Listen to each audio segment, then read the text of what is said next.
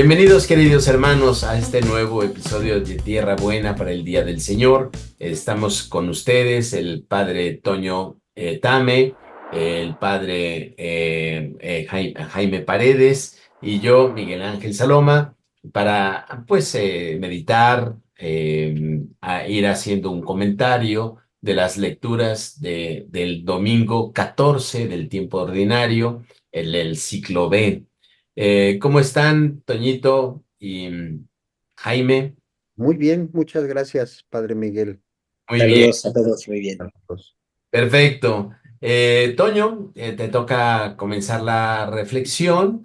¿Quisieras hacer alguna aclaración antes del Evangelio? Nada más rápidamente, Padre Miguel, este evangelio, pues una parte central de lo que dice Jesús, él se ha vuelto algo de uso común, es un refrán de uso común que dice, nadie es profeta en su tierra. Pero bueno, ya explicaremos en qué contexto y por qué Jesús dice esto. Muy bien, muy bien. Pues si no hay otra aclaración, Jaime, ¿nos podrías hacer el favor de leer el Evangelio? Sí, claro. Sí, del Evangelio según San Marcos. En aquel tiempo Jesús fue a su tierra en compañía de sus discípulos. Cuando llegó el sábado, se puso a enseñar en la sinagoga y la multitud que lo escuchaba se preguntaba con asombro, ¿dónde aprendió este hombre tantas cosas? ¿De dónde le viene esa sabiduría y ese poder para hacer milagros? ¿Qué no es este el carpintero, el hijo de María, el hermano de Santiago, José, Judas y Simón? ¿No viven aquí entre nosotros sus hermanas? Y estaban desconcertados. Pero Jesús les dijo, todos honran a un profeta, menos los de su tierra, sus parientes y los de su casa. Y no pudo hacer allí ningún milagro. Solo curó a algunos enfermos imponiéndole las manos. Y estaba extrañado de la incredulidad de aquella gente. Luego se fue a enseñar en los pueblos vecinos. Muy bien. Toño. Muchas gracias, Padre Jaime. Eh, a ver, yo creo que el tema central que yo saco acá y lo iremos platicando es cómo a veces, queridos hermanos, somos incrédulos a lo que puede hacer una persona, ¿no? Porque el Evangelio nos dice que Jesús se puso a enseñar en la sinagoga en su tierra, ¿no? No nos dice el nombre de la tierra. Ahorita a ver si el Padre Miguel nos ayuda a interpretar esto, ¿no? No nos dice cuál era su tierra, no da el nombre de la población, pero sin embargo se pone a enseñar en la sinagoga y quienes lo escuchaban, que pues eran sus vecinos, eran los que vivían en esa población, que no debería ser una población muy grande, ¿verdad? Porque pues excepto Jerusalén y otras ciudades, pues las poblaciones de ese tiempo no eran muy grandes. Se preguntan, ¿dónde aprendió este hombre tantas cosas? ¿Dónde aprendió este hombre tantas cosas? ¿No? Y era como si se hubieran encontrado una persona completamente diferente a la persona que ellos hubieran conocido, ¿no? Es como si dijeran, ya no lo cambiaron, ¿no? Hemos oído esa definición que dice, ay, ¿qué pasó con esta persona? Ya me la cambiaron, ¿no? Entonces, primero hay un desconocimiento y una incredulidad de que alguien que yo conocía ahora se presente con una faceta que yo no conocía, ¿no? Y entonces, porque yo no lo conozca, no quiere decir que no es verdadero, pero es que los seres humanos nos movemos mucho con la percepción. Y entonces en nuestra percepción entran mucho lo que llamamos los prejuicios. Yo prejuzgo a alguien. Y yo quisiera aquí, Padre Miguel, Padre Jaime, sacar una primera reflexión. Los que nos hacen favor de escucharnos y son papás, los papás tenemos una obligación muy grande de ayudar a nuestros hijos a que esa percepción que nosotros tenemos de ellos sea buena para que se puedan desarrollar de la manera más normal en este mundo. Y ahorita me viene a la mente y les ofrezco una disculpa, no me acuerdo del autor. El autor escribió un libro que decía, o que se intitula, Los padres bendecimos o maldecimos a los hijos. Y la tesis que él aporta es esta: nosotros como papás le vamos inculcando al niño si es alguien capaz, prudente, fuerte, que aprende bien las cosas, que se desenvuelve bien, o lo estamos comparando negativamente contra otros y entonces lo vamos haciendo lo que teóricamente no queríamos que fuera, ¿no? Y así somos los seres humanos. Nosotros, los seres humanos, prejuzgamos, ¿no? Y esto se ve en el siguiente pasaje del Evangelio, en donde dicen estas mismas personas de dónde le viene esa sabiduría y ese poder de milagros. ¿Qué no era el Jesús que nosotros conocíamos? ¿Qué no era el que vivía entre nosotros? ¿De dónde este cambio tan milagroso, por así llamarlo, ¿no? Nosotros lo conocíamos con un vecino que convivía con nosotros, seguramente jugaba con ellos, convivía con ellos, comía con ellos, y ahora viene siendo alguien que no queremos aceptar que pueda ser inspirado por Dios o que sea el verdadero Dios. Y queridos hermanos, así nos falta, perdón, así nos pasa con muchos de nuestros hermanos que tenemos alrededor, ¿verdad? No les queremos conceder que tengan habilidades, conocimientos, actitudes que nosotros no les conocíamos. No creemos que alguien pueda ser mejor, que alguien pueda ser diferente a la imagen que nosotros teníamos. Y eso causa pues muchos problemas, ¿no? Y esto causa muchos problemas en todos lados, ¿no?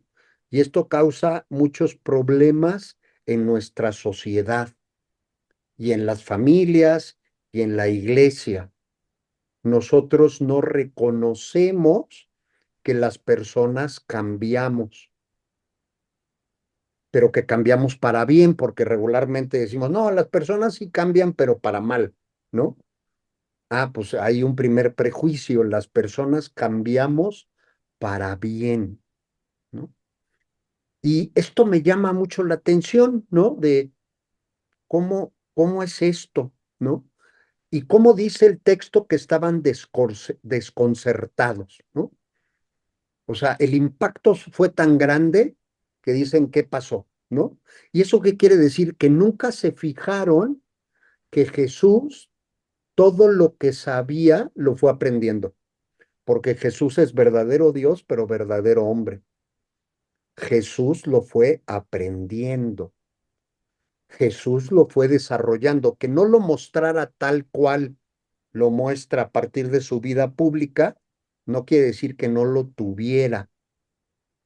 Como no quiere decir que las personas que conocemos tengan sus cualidades y porque yo no he logrado descubrirlas, por eso significa que no las tiene, ¿no? Es así como una primera reflexión que yo quisiera plantear, ¿no? Y entonces es cuando vemos que Jesús dice, que no se queda en la frase coloquial que conocemos, sino Jesús dice, todos honran a un profeta, menos los de su tierra, sus parientes y los de su casa. Fíjense cómo Jesús va al fondo, ¿no? ya que un hermano, un papá, un hijo, un abuelito, una abuelita no te reconozcan, ya habla de algo mucho más fuerte que no te reconozca una comunidad, ¿no? Y esto, no sé si coincidan conmigo, Padre Miguel, Padre Jaime, se da muy frecuentemente, ¿no? Nosotros nos cuesta mucho trabajo reconocer los méritos de alguien, ¿no? Y quiero poner el ejemplo con la sociedad, ¿no? Ustedes saben, queridos hermanos, que por ejemplo el inventor de la televisión de color fue un mexicano, el ingeniero González Camarena, que no triunfó en México, ¿verdad? Triunfó en otro lado. Ustedes saben que el inventor y desarrollador de los drones, que ahora se utilizan para muchísimas cosas, es un inventor de Guadalajara, Jalisco, que como en México no le creyeron, se tuvo que ir a California, a Berkeley, a la Universidad de Berkeley en California, y ahí lo apoyaron y ahí lograron hacer que su invento fuera lo que es hoy. ¿Eso qué quiere decir? Que no confiamos en que nosotros podemos hacer las cosas. Y yo creo que hoy en esta situación que existe en el país, queridos hermanos, que insiste en nuestra sociedad posmoderna, lo que tenemos que hacer nosotros es confiar en lo que somos, confiar en las personas que tenemos en la iglesia, confiar en nosotros como familia, porque hoy tenemos que estar más unidos que nunca, ¿no? Pero eso no se puede si yo no creo que el otro que está cerca de mí pueda realmente ser buena persona, pueda querer realmente el bien de los demás, etcétera, etcétera, ¿no? Entonces aquí yo encuentro esta analogía y quiero hacer esta analogía de lo que le pasa a Jesús, nos pasa regularmente en la sociedad en donde vivimos y en nuestras familias. Pero, y con esto quisiera terminar esta primera intervención, vemos también cómo Jesús, a pesar de que no creyeron en él, cómo Jesús, a pesar de que dudaron los que teóricamente no deberían haber dudado de él, dice el texto, solamente pudo curar a algunos enfermos. No pudo hacer milagros, dice el texto, pero sí curó a algunos enfermos. ¿Eso qué quiere decir?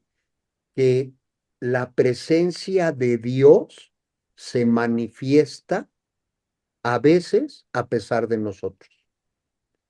La presencia de Dios allí está. La acepte quien la acepte. En este caso, sus vecinos no lo aceptaron, pero la aceptaron otros. Y entonces Dios actúa y va a donde lo quieran aceptar. Por eso dice el texto ya al final, estaba extrañado de la incredulidad de aquella gente, pero se fue a enseñar a otros caminos. Dios así actúa, ¿no? O sea, si tú no quieres, si tú no crees, si tú no confías, Dios no puede hacer más. Pero la misericordia de Dios siempre estará allí, lista para que tú la tomes. Yo hago la analogía, Padre Miguel, Padre Jaime, que la misericordia de Dios y el amor de Dios siempre está junto a mí, lo más cercano que pueda, para que yo lo pueda atrapar cuando yo quiera. Así dejaría esta primera reflexión. Muy bien, Toñito. Jaime, Gracias, gracias, Padre Toño. Pues a mí me llama mucho la atención este escenario, es la sinagoga, es el sábado, es este ámbito religioso judío, la enseñanza. De hecho, el Evangelio inicia que Jesús está enseñando y concluye que se fue a enseñar a otros lados. está enseñando. Yo creo que la sinagoga, el día sábado, la religiosidad del mismo pueblo es como un primer paso en esa enseñanza. Es gradual la enseñanza, eh, una enseñanza que va a avanzar conforme sigamos a Jesús. Es una enseñanza que crece gradualmente, es una profundidad que se va a adquirir gradualmente, porque de hecho Jesús se mira como profeta, o así se valora. Dice, todos honran a un profeta menos los de su tierra, me imagino refiriéndose a él también, a él mismo. Entonces es como una revelación que va poco a poco, la enseñanza es así de gradual.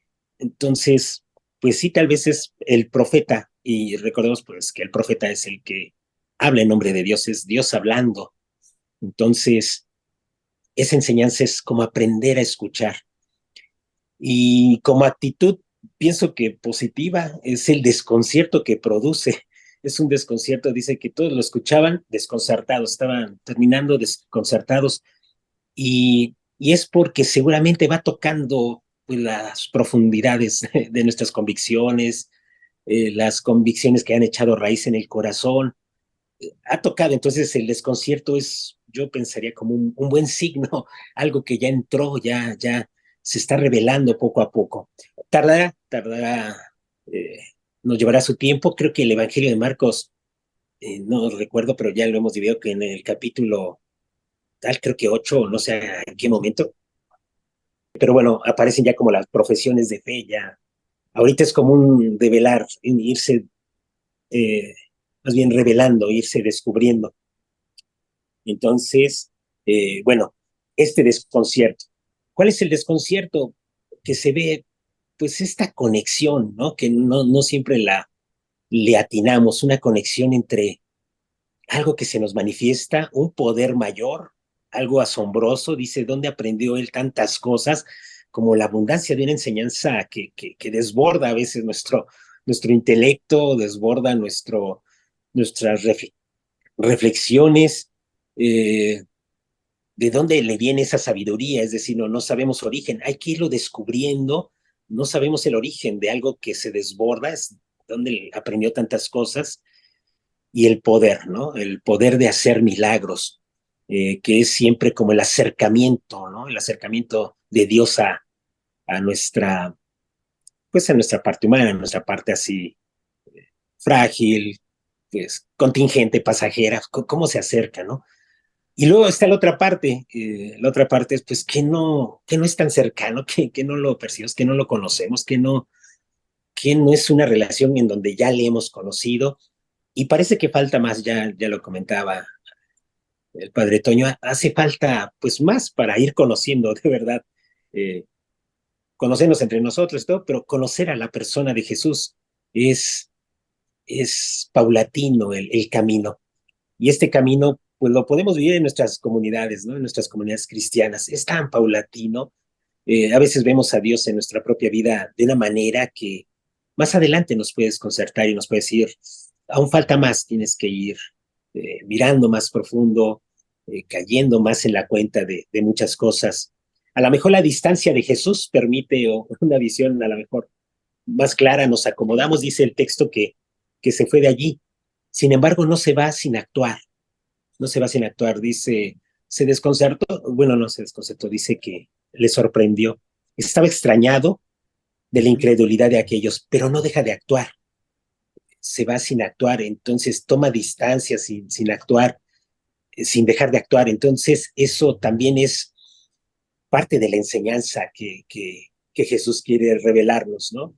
Un Dios que no va a dejar de actuar, no, su distancia no significa, pues hasta que me comprendan, bueno, hasta que me conozcan bien, bueno, hasta que me acepten, no es ni siquiera como un ejercicio de autoaceptar, de que lo acepten, ¿no?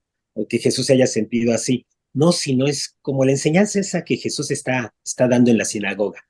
Dios, en el que creen los judíos, en toda esta religiosidad, es un Dios que actúa, no deja de actuar a pesar de la incredulidad, y esta actuación es precisamente en estos ámbitos de enfermedad, en estos ámbitos pues, donde el ser humano toca su fragilidad, toca su deterioro de salud física, espiritual, en fin.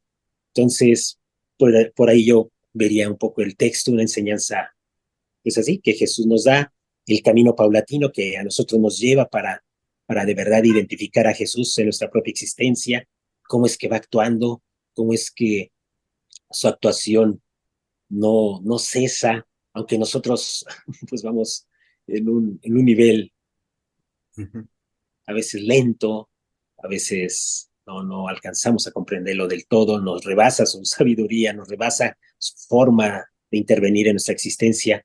Sin embargo, pues ahí creo que es parte de lo que puedo descubrir en el Evangelio de este domingo. Muy bien, muchas gracias, Jaime.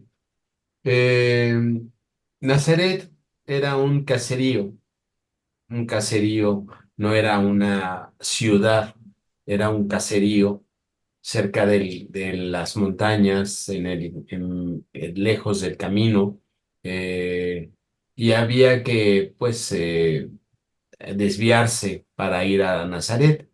Nazaret era una población de 200 familias, cuando mucho. Se cree que entre 100 y 200 familias hacían este caserío.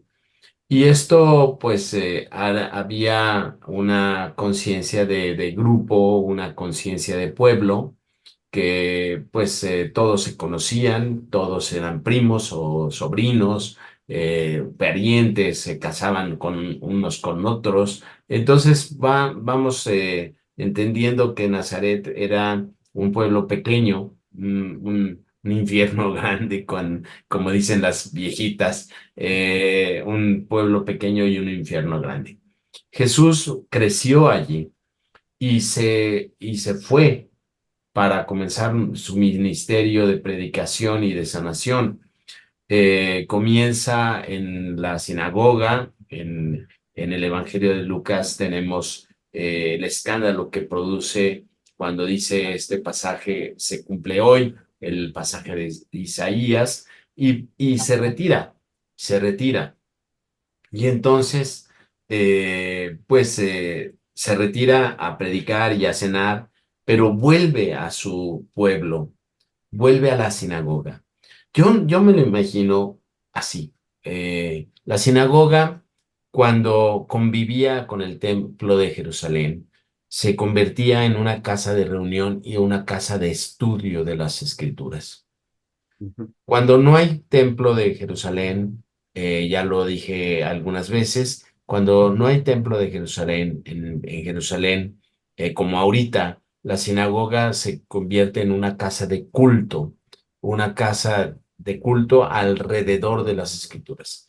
Pero cuando estaba el templo de Jerusalén, como era en el tiempo de Jesús, la sinagoga era una sala de estudio.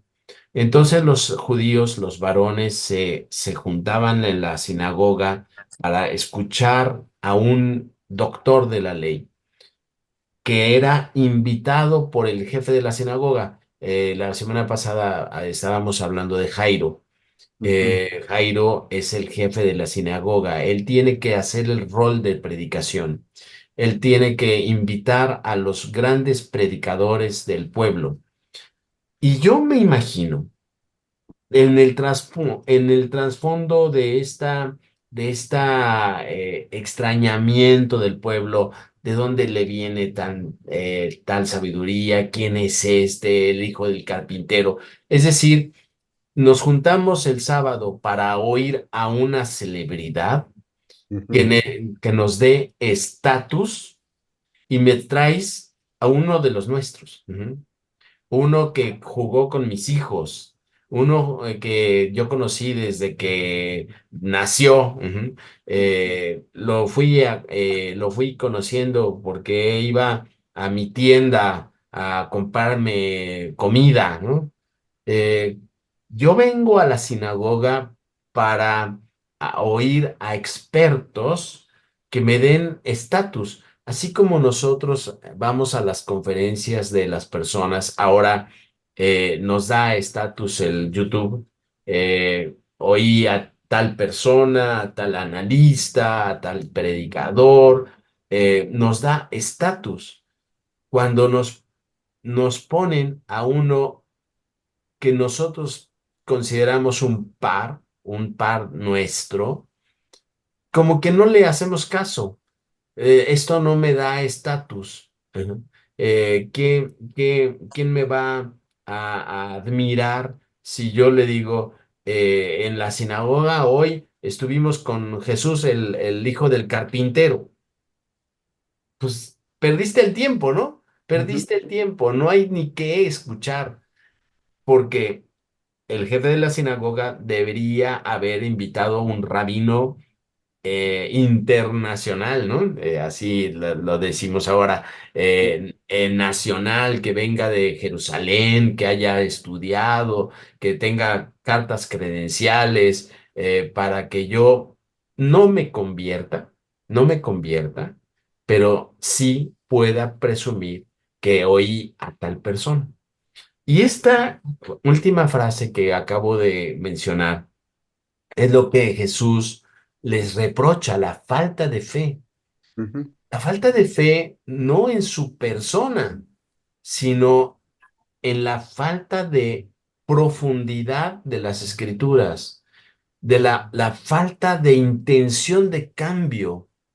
Cuando nosotros vamos a misa a que nos entretengan, que a ver qué hace el padre, a ujú, ver qué dice, qué chiste cuenta, qué cosa chusca pasa. Si nosotros vamos a misa con esa actitud, tenemos una superficialidad en nuestra fe. No la llamo fe, una superficialidad de nuestra religiosidad que no nos deja profundizar la fe. Y esto yo creo que es el drama de esta sinagoga, que pretendían, que los entretuvieran grandes personajes, que estuvieran siempre presumiendo, oía a este oía a este otro, pero en el fondo no hay un interés de conversión. Esa es la falta de fe, el poco interés de conversión.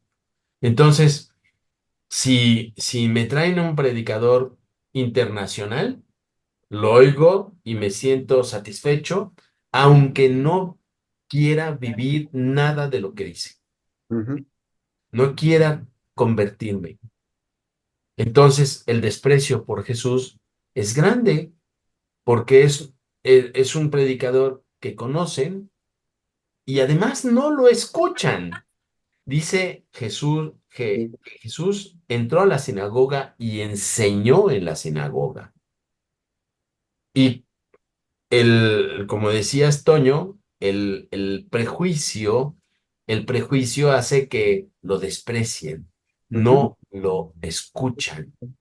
ujú, Y porque no lo escuchan, no tienen fe. Esto, esto es algo que nos puede pasar a nosotros. En la ujú. misa, en el Tierra Buena, qué bonito estuvo, el like, todo. Pero el interés de conversión a veces lo tenemos y generalmente no lo tenemos. Toño.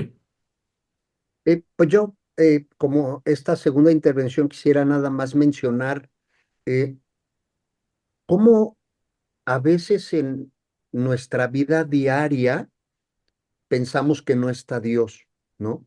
O sea, queremos siempre que Dios se manifieste de una manera extraordinaria, ¿no?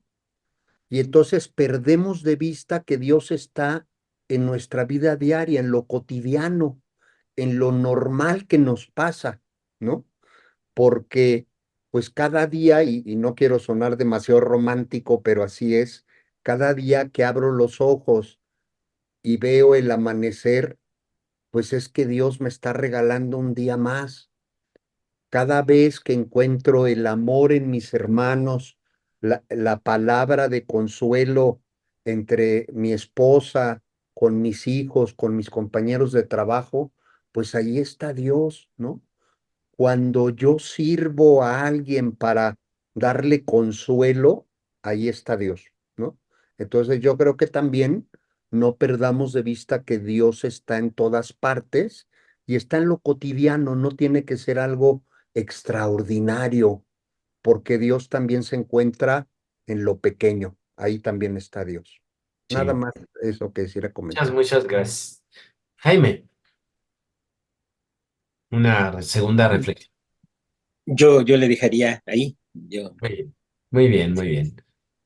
Sí, es efectivamente lo que dice el padre diácono Toño. Es una sorpresa de dónde nos viene la palabra de Dios.